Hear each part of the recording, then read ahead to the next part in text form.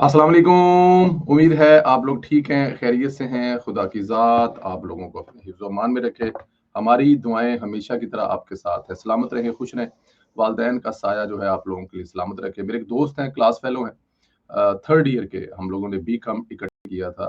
हाजी ताहिर चिश्ती साहब माशाल्लाह बड़े ही एक मजहबी घराने से उनका तल्लक है। वालिद साहब उनके एक जमात अहले सुन्नत के बड़े जिसे आप अब मैं लीडर कहूँ या जो भी कहूँ, वो बहुत रहे हैं। कामों की किसी उनसे तल्लक है। बहुत शरीफुल नफ्स इंसान है। ज़ाहिर है मज़हबी घराने से तो शरीफुल इंसान। और मैं हमेशा कहना हाजी साहब कोई हज हज कोई मिस भी कर दिया करो, मतलब अल्लाह ना करे, मेरे मुँह में खाक है। माशाल्लाह। तो पिछले दिनों उनसे राब्ता हुआ तो वो हज पर थे। इंग्लैंड में वो होते हैं, बैरिस्टर हैं। तो वो उन्होंने बताया कि मैं हज पे हूँ और मेरे ज़हन में आया वो यस ये तो हज है, तो हाजी साहब तो ऑफ कोर्स हज पे होंगे माशाल्लाह, हर साल ही हज पे जाते हैं, वो हज करते हैं। तो वहाँ पे जब वापस आए तो मैंने कॉन्टैक्ट किया कि यार वो एक इंग्लैंड में छोटा-सा काम है, वो बैरिस्टर हैं, कुछ कुछ उनकी मदद दरकार थी। तो उन्होंने बताया कि यार मैं पाकिस्तान आया हूँ, वालदा साहबा जो है वो बीमार है। तो 93-94 में उनकी वालदा साहबा के हाथ के हमने खाने खाए हुए हैं, रोटियाँ खाई हुई हैं, हमारी वो माँ। तो उन्होंने बताया कि वो शेख ज़ायद हॉस्पिटल में है। तो मतलब हस्बे रिवायत जो एक-दूसरे हम कहते हैं कि यार साडे लायक कोई काम खिदमत हुक्म होवे। तो उन्होंने कहा यार ये हॉस्पिटल आगे पीछे। तो मैंने कहा जी हाजी साहब कल आप मुझे बताएँ जो भी हो सकता हुआ। तो कल नहीं आई, बल्कि अगले दिन बात हुई तो उन्होंने कहा यार कि मतलब कि शाम को बात करते हैं तो मैं बताता हूँ। तो रात को उनका मैसेज आ गया कि अल्लाह पाक को प्यारी हो गई हैं। उनकी वालदा साहबा के लिए दुआ कीजिएगा। और आज फिर उनका एक मैसेज आया। अभी तक पहले वाला अफ़सोस नहीं किया मैंने कॉल करके। ज़ाहिर है माँ जी का अफ़सोस करना बड़ा मुश्किल काम है। मेरे लिए ये हमेशा ही बड़ा मुश्किल रहा है किसी के साथ अफ़सोस करना। तो सुबह-सुबह फिर ताहिर चिश्ती साहब का मैसेज आया कि उनकी नानी जो हैं वो एक छोटी-सी अलालत के बाद जो है अल्लाह को प्यारी हो गई हैं। तो एक 3 दिन पहले वालदा साहबा और उसके बाद माँ। शायद माँ जो है अपनी बेटी का दुःख ना बर्दाश्त कर सकीं और वो भी अपनी बेटी के पीछे-पीछे चली गई।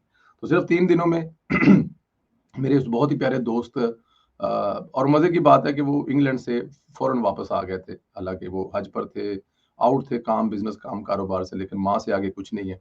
और दोनों नानी को भी और माँ को भी अपने हाथों से दफनाया है। और जनाजा भी मेरे ख्याल में अगर मैं गलत नहीं तो उनके किसी भाई ने पढ़ाया होगा, उनके छोटे भाई ने, अ, वालिद साहब ने या फैमिली के किसी खुद ही मेंबर ने जनाजा पढ़ाया होगा। अल्लाह पाक उनका अगले सफ़र आसान फरमाए।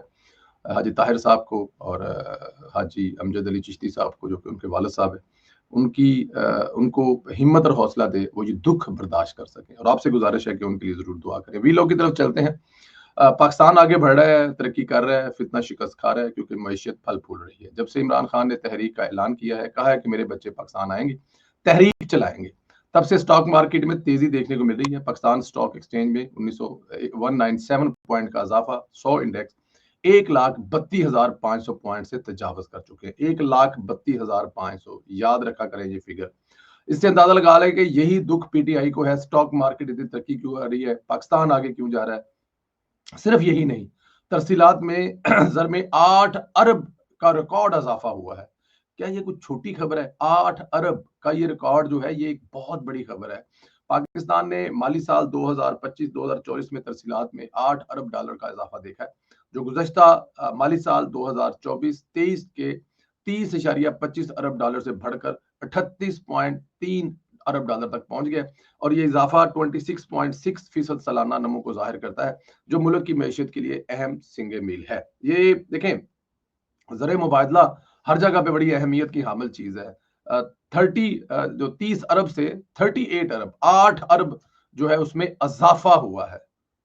कितनी मोहब्बत और कितना प्यार है बाहर बैठे हुए ओवरसीज़ पाकिस्तानियों का अपने प्यार से। और यहाँ पर एक ऐसा भी इंसान है, जो मना कर रहा है कि पैसे ना भेजो, तुहाडे भुखे मरदे ने मरन जान दो, सिर्फ मुल्क तबाह हो जाए, हुकूमत खत्म हो जाए। जेल में बैठे हुए एक इक़्तिदार के पुजारी की ख्वाहिश जो है वो ओवरसीज़ पाकिस्तानी बड़ी बुरी तरह से रद्द कर रहे हैं। और ओवरसीज़ पाकिस्तानियों को इस बात पर सैल्यूट मिलता है कि वे जो अपने मुल्क के मुश्किल वक़्त में अपने मुल्क के साथ खड़े हैं और ज़र मुबादला इस ज़्यादा तादाद में भेजकर साबित कर रहे हैं कि वो अपने प्यार से मोहब्बत करते हैं, ना कि किसी एक फितने से, ना कि किसी एक शख्सियत से। साले ज़फ़र साहब ने बड़ी ख़तरनाक खबर दी और कहा है कि तहरीक-ए-इंसाफ की क़यादत अपनी तहरीक की सरगर्दगी इमरान के बेटों को सुपुर्द करने के सवाल पर तक़सीम हो गई है। एक धड़ा शिद्दत से इनके लिए कायदाना किरदार की मुज़ाहमत कर रहा है। इससे पार्टी का मोर्सी तशख़्ख़ुस उभरा, पार्टी की क़यादत नाकाम साबित होगी, वापसी 5 अगस्त होगी। दोनों को उर्दू की शुद्ध बुद्ध भी नहीं पता, लाहौर आने की सूरत में एक तो वो डिपोर्ट हो सकते हैं। क्या जमाइमा और टेहरान भी हमरा होंगी, जो दोनों बेटों और जमाइमा के साथ लंदन के पोश यहूदी इलाके में साथ रहती हैं। बुशरा बीबी ने जमाइमा और बेटों के पाकिस्तान में मौजूदगी को इमरान खान को कहा था कि ये अगर आपके बेटे या जमाइमा पाकिस्तान आएंगी तो ये बड़ी तुम्हारे लिए नहूसत वाली बात होगी, और अगर तुम समंदर क्रॉस करके लंदन की हदूद में जाओगे तो वो भी तुम्हारी वजारत उज़्मा को ख़त्म कर सकती है। ये इमरान खान साहब अपनी साबका अहलिया और बेटों से और बेटी से कभी भी मिलने के लिए इंग्लैंड नहीं गए पिछले उस अरसे में जब से बुशरा बीबी के सब वो साथ रह रहे हैं। पीटीआई हुकूमत के ज़माने में कभी पाकिस्तान नहीं आए। क्या वो चार्टर्ड तैयारी से आएंगे या कमर्शियल परवाज़ें लेंगे, फैसला होना अभी बाकी है। सिक्योरिटी बड़ा मसला होगी। अलीमा खान इंतजामात की खुद निगरानी कर रही है। तफसीलात के मुताबिक तहरीक इंसाफ की क़यादत इमरान खान के बेटे को अपनी तहरीक की जो उसकी सरकर्दगी है या उसको जो लीड करने के स्पुर्द करने पर काफ़ी तकसीम हो गई है। पार्टी का एक धड़ा शिद्दत से इनकी वापसी के हवाले और कायदाना किरदार की मज़ाहमत कर रहा है। इनका मौक़िफ़ है, इससे तहरीक इंसाफ का ख़ानदानी पार्टी मंशूर जो है वो तसव्वुर रासे होगा, जिसकी इमरान खान शुरू से ही सख्ती के साथ मुखालफत करते आए हैं।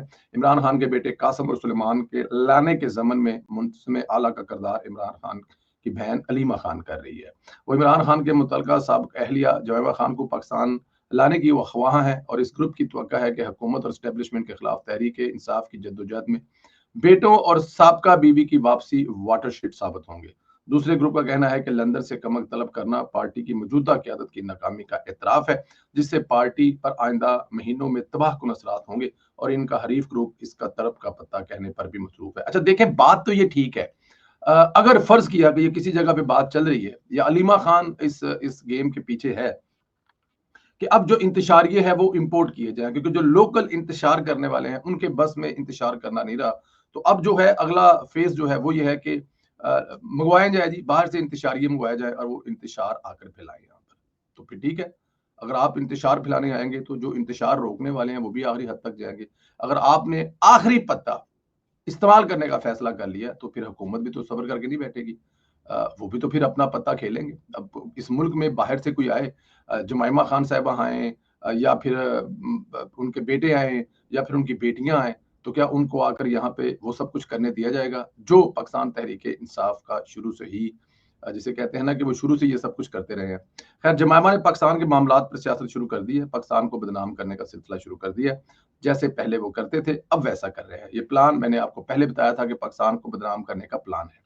इसके तहत जमामा ने ट्वीट किया है कि राना सनाउल्लाह के बयान पर रद्द-ए-अमल देते हुए सियासत चमकाई। जमामा कहती हैं कि मेरे बच्चों को अपने वालिद से फ़ोन पर बात कराने की इजाज़त नहीं है। वो कैद में तकरीबन 2 साल से कैद में हैं और अकेले हैं। ओ भाई ओदी दूजी बुड्ढी नाल है, कित्थे कल्ला है ओ। पाकिस्तान की हुकूमत ने अब कहा है कि अगर बच्चे इनसे मिलने जाएंगे तो उन्हें गिरफ्तार करके जेल में डाल दिया जाएगा। ऐसी बातें जमहूरियत या फिर एक फ़ाल रियासत में नहीं होती। ये सियासत नहीं, ज़ाती इंतकाम है। जुमैमा ने ये नहीं बताया कि इसके बच्चे पाकिस्तान में तहरीक इंतशार के लिए आना चाह रहे हैं। वो इंशारी तहरीक चलाना आने चाहते हैं जिसकी इजाज़त नहीं है। दुनिया का कोई मुल्क ये इजाज़त नहीं देता। मुझे एक बात की समझ नहीं आती, जुमैमा जब ये कहती है कि 2 साल से इमरान खान साहब जो जेल में है, तो 2 साल के अंदर जुमैमा, उनके बच्चे या फिर उनकी बच्ची इमरान खान से मिलने जेल के लिए क्यों नहीं आए? ये एक सवाल है कि भाई अगर आप कहते हैं कि अभी हम आ रहे हैं और अगर एक तहरीक लीड कर रहे हैं और उस तहरीक के बदले हमें जेल में डाल दिया जाएगा, ये हुकूमती एक तगड़े वज़ीर राना सनाउल्लाह साहब कह रहे हैं, तो आप हमें ज़रा ये भी तो बता दें ना कि 2 साल में जब ये बंदा जेल में है, तो इसको मिलने के लिए क्यों नहीं आया कोई? टेलीफ़ोन पे बात नहीं की जा रही है, पाकिस्तान वीज़ा देने से इनकार तो नहीं कर सकता ना, रेहाम जो बच्चे हैं इमरान खान साहब के, अगर इनकार नहीं कर सकता तो वहाँ से वो टिकट लेते, दुबई में वो मैच देखने आए हैं, आगे 3 साढ़े 3 घंटे की फ्लाइट है, वहाँ पे जाते और जाकर उनकी जो पुप्पो है वो नाम लिखवाती है, वो नाम लिखवाती है, अपने बाप से मिलकर आते। अपने मिलकर अपने बाप से अपने दिल की भड़ास निकाल के आते, ऐसा नहीं किया गया। लेकिन जब पाकिस्तान को बदनाम करने की बात आई, जब ये सोचा कि पाकिस्तान को बदनाम किया जाए, तो फिर जनाब तमाम के तमाम लोग जो हैं उठ खड़े हुए हैं और वो पाकिस्तान को बदनाम करने के लिए बिल्कुल रेडी और तैयार हुए बैठे हैं। लेकिन ऐसा नहीं हो पाएगा क्योंकि पाकिस्तान की अवाम, पाकिस्तान हुकूमत जाग रहे हैं। ये नहीं हो सकता कि कोई इंतशारी आए और पाकिस्तान को बदनाम करे। एक और बड़ी खबर, मोहसिन नकवी ने अब तमाम अफवाहों और प्रोपेगेंडा से हवा निकाल दी है। उन्होंने ट्वीट करके कहा है कि हम बखूबी वाकिफ हैं, सदर आसिफ अली जरदारी, वज़ीर आज़म शहबाज शरीफ, आर्मी चीफ के खिलाफ साजिशी मुहिम के पीछे कौन है। मैंने वाज़िया तौर पर कहा था, सदर से इस्तीफ़ा माँगने या आर्मी चीफ़ के सदारत सँभालने के हवाले से ना तो कोई बात हुई है, ना ही ऐसा कोई ख़्याल मौजूद है। सदर पाकिस्तान का मसल्लह अफ़वाज की क़यादत के साथ मज़बूत और मोहतरम तल्क़ात है। उन्होंने साफ़ अल्फ़ाज़ में कहा है कि मैं जानता हूँ ये झूठ कौन फैला रहा है, क्यों फैला रहा है, इस प्रोपेगेंडे से कौन फ़ायदा उठा रहा है। आर्मी चीफ़ का वाहिद मकसद पाकिस्तान को ताकत और इस्तेहकाम है और कुछ नहीं है। जो इस कहानी में मुलव्वस है, वो दुश्मन मुल्कों की एजेंसियों के साथ मिलकर जो चाहे कर लें। हमारी तो ये कोशिश होगी कि पाकिस्तान दोबारा ताकत बने। देखें, ये इस बात का सबको पता है कि ये चीज़ें किनको सूट करती हैं, ये चीज़ें कौन करते हैं, लेकिन उससे कोई फ़र्क नहीं पड़ता। अब मोहसिन नकवी साहब के हवाले से भी मतलब कि बना रहा था कि बल्कि वो एक तो इससे भी आगे चले गए ना, वो जो लंदन में बैठा हुआ बहरूपिया है, वो जो लंदन में बैठा हुआ भिगोड़ा है राजा, वो तो उससे भी आगे चला गया। उन्होंने कहा जी आसिफ अली जरदारी को हटाकर जो है वो फील्ड मार्शल को सदर बनाया जा रहा है और इसके अलावा जो शहबाज शरीफ साहब है उनको हटाकर मोहसिन नकवी को वज़ीर-ए-आज़म बनाया जा रहा है। मतलब अंदाज़ा करें कि प्रोपेगेंडा करने वाले किस हद तक जा सकते हैं। और उनकी जो मोहसिन नकवी साहब की अगर वो बनते हैं, तो राजा साहब जो अपनी मतलब कि मैं हुण चुप ही कर जां ते बेहतर है। वो भी नाल पा देन विच, उन्हां दी छड्डियां बुढ़ियां ने कि वो भी मतलब कि उन्हां नाल वज़ीर भी बनवा देन मोहसिन नकवी साहब के साथ। देखिए, ये प्रोपेगेंडा का दौर है, प्रोपेगेंडा वार है। प्रोपेगेंडा की वार अगर आप जीत गए, तो सबके जीत गए। पाकिस्तान तहरीक-ए-इंसाफ की अब वो भी स्ट्रेंथ नहीं रही। वो इस तरह की चीज़ें करने से अब कोशिश करते हैं, लेकिन वो वाली गल नहीं रही। एक और बड़ा चैप्टर है, पाकिस्तान हॉकी। हिंदुस्तान जाएगी या नहीं जाएगी? कल रात को मैंने वो जो एक अ, गोनम स्वामी और गौतम स्वामी, क्या नाम है उसका, वो जो चीख-चीख कर इंग्लिश में मतलब कि धमकियाँ लगाता है, वो सर पकड़ कर बैठा हुआ था और वो साबित करने की कोशिश कर रहा था कि हमारी हुकूमत पागल है। 1.5 अरब की आबादी वाला मुल्क कभी पाकिस्तान को वेलकम नहीं कह सकता। वो इसलिए नहीं कह सकता, फिर उसने कुछ मिसालें दी कि जो तालिबान की हुकूमत जब आई थी 2000 में, तो सिडनी में जो ओलंपिक हुआ था, उसमें उनको इजाज़त नहीं दी थी क्योंकि अफ़गानिस्तान एक दहशतगर्द मुल्क है। फिर उसने इसमें कुछ 5-7 चीज़ें और मुख्तलिफ मुल्कों की मिसालें दी कि वो अगर उसमें शिरकत नहीं की, तो इट्स ओके, क्योंकि वो दहशतगर्द मुल्क थे, तो उनको इजाज़त नहीं की दी। तो अब वो कह रहे थे अपनी हुकूमत से कि तुम लोग क्यों पाकिस्तान की टीम को आने के लिए राज़ी हो गए हो? क्यों पाकिस्तान की टीम को बुलाने के लिए राज़ी हो गए हो? क्योंकि पाकिस्तान एक दहशतगर्द मुल्क है और दहशत मुल्क के लोग हमारे मुल्क में क्यों आएँगे? वो कह रहे हैं कि 26 करोड़ अवाम हुकूमत के इस फैसले के खिलाफ है। ये वो ट्वीट कर रहे हैं। मैं अब पाकिस्तान के बड़े जो स्पोर्ट्स जर्नलिस्ट हैं, यूसुफ अंजम साहब हैं, एक्सप्रेस न्यूज़ से, उनकी मैंने ट्वीट लाइन देखी है। अगर आप उनकी ट्वीट लाइन पे जाएँ यूसुफ अंजम साहब की, तो आपको पता लगेगा कि क्या-क्या होने वाला है और क्या-क्या हम कर सकते हैं। हमारी जो इंडिया में जो एशिया कप होना है, उस एशिया कप से जो टीम जीतेगी, ये सीनियर की बात कर रहा हूँ, जो कप जीतेगी वही वर्ल्ड कप के लिए क्वालीफाई करेगी। लेकिन उसके बाद यूरोप में क्वालीफाई राउंड के लिए 10 टीमों के क्वालीफाई राउंड होंगे। जो हॉकी फेडरेशन है, वर्ल्ड हॉकी फेडरेशन है, उसके अंडर वहां से 3 टीमें जाएंगी। तो पाकिस्तान को जरूरत क्या है हिंदुस्तान जाने की? हिंदुस्तान, देखिए इसमें तो कोई शक नहीं है, पाकिस्तान की टीम बहुत मजबूत है, बहुत अच्छी है। कम खेलने की वजह से हिंदुस्तान की टीम को बहुत ज्यादा जिसे आप कहते हैं कि वो बहुत ज्यादा खेली है। हमारे जज्बे जवान है, हम लोग मारते हैं, जीतते हैं, लेकिन सिर्फ एक टीम जाएगी। अब एशिया से 8 टीमें या 10 टीमें खेलेंगी, तो उसमें से जो जीतेगी, चांस वहां पे रियल हो जाएंगे ना, पाकिस्तान जीत भी सकता है। लेकिन क्या हमें तैयारी नहीं करनी चाहिए कि हम यूरोप में जो क्वालीफाई राउंड होगा जिसमें 3 टीमें जाएंगी, उसके लिए तैयारी करें? और उसके लिए तैयारी करेंगे तो हमारे पास चांसेस ज्यादा है, मौके ज्यादा है, क्योंकि 3 टीमें वर्ल्ड कप के क्वालीफाई राउंड में जा सकती है। हालांकि इंडिया में जाने से, खेलने से, खतरात लेने से, अपनी जानों को खतरे डालने में से, और फिर जो हिंदुस्तान के साथ हमारा हुआ है कि हिंदुस्तान ने अपनी अ, अभी ये वर्ल्ड जो चैंपियन ट्रॉफी हुई है उसमें अपनी टीम भेजी है? नहीं भेजी। एक टीम सिर्फ जो है वो दुबई में खेली और उसके आने जाने लाने में हमें कौन सी कितनी तकलीफें बर्दाश्त करनी पड़ी। तो why should we go to India? We should not go to India. हमें इंडिया बिल्कुल नहीं जाना चाहिए। जहां तक जूनियर कप की बात है, तो उसपे भी वही तहफात है कि जूनियर कप जो है वो अगर हिंदुस्तान में इस किस्म के मामलात हैं, आप नीचे जाके देखें, खबरों के नीचे जाके, अपने वीलॉग्स के नीचे जाके देखें, ट्विटर के नीचे देखे जा रहे हैं, वो हिंदुस्तानी जुनूनी कह रहे हैं आने दो, अगर ये आएंगे तो जिंदा बच के नहीं जाएंगे, हम पाकिस्तानियों को यहीं पे गाड़ देंगे, हम पाकिस्तानियों को मार देंगे। तो ऐसे हालात में हम अपने बच्चों को वहां पर क्यों भेजेंगे? और पाकिस्तान हॉकी फेडरेशन को, स्पोर्ट्स मिनिस्टर को इस चीज पे काम करना चाहिए, देखना चाहिए। हॉकी वाले असल में मसला ये है कि एक बेकार बंदे को नौकरी दी हुई है, जिसके पास कोई जॉब नहीं थी, उसको हॉकी का सरबराह बनाकर बिठाया, वो उस बेचारे को पता ही नहीं है करना क्या है, होना क्या है। यहाँ पर एक काबिल टीम बिठानी चाहिए। काबिल टीम जब तक नहीं बैठेगी, ये मसाइल चलते रहेंगे। लेकिन क्योंकि इस वक्त हॉकी पर बात हो रही है, डिप्टी प्राइम मिनिस्टर जो है वो इस पे मीटिंग्स कर रहे हैं, प्राइम मिनिस्टर इसको डायरेक्ट देख रहे हैं, प्राइम मिनिस्टर के जो पर्सनल सेक्रेटरी जो है वो सेक्रेटरी है वो इसको देख रहे हैं। तो इसलिए ये हाईलाइट है, तो इसमें अपना हिस्सा जरूर डालना चाहिए। आप लोगों को भी हॉकी की आवाज में, हॉकी हमारी पहचान है, हॉकी का वर्ल्ड कप दुनिया में सिर्फ पाकिस्तान ने 4 दफा जीता हुआ है। दुनिया का सबसे बड़ा हॉकी का स्टेडियम हमारे लाहौर में है। हॉकी हमारी पहचान है, इसमें कोई शक नहीं है। उस पे गर्द जम गई है, लेकिन हम लोग झाड़-झूड़ कर सीधी करके अब देखें क्या हो रहा है चाइना में इस वक़्त। आपकी टीम, जूनियर टीम 4 मैच मुसलसल 3 या 4 मुसलसल मैच जीती है। तो हमारे जो जवान हैं, शहीद हैं, अंडर 18 हैं, वो मतलब इस लेवल पे खेल रहे हैं। तो छोटे जो हमारे बड़े शहीद हैं, वो तो फिर आपको पता है मतलब कि देखिए ना, अभी वो जो गए हुए थे फाइनल खेल कर वापस आए हैं। वो मसले मसाइल बेचारों के अपने हैं कि उनकी जो कप्तान को बुलाया और उसको 5,000 रुपए दे रहे थे आने जाने का। तो ये वाले मसाइल हैं, इसको हल करना चाहिए हिंदुस्तान के लिए कि बिल्कुल नहीं जाना चाहिए। हमें हमें पता होना चाहिए कि हमने हिंदुस्तान के साथ क्या किया है। हमने हिंदुस्तान का खाक अरूज जो है ना, वो खाक में मिलाया। उनका जो गुरूर है ना, उसको मिट्टी में लपेट कर उनके हवाले किया। तो हमें ऐसा कोई रिस्क नहीं लेना चाहिए।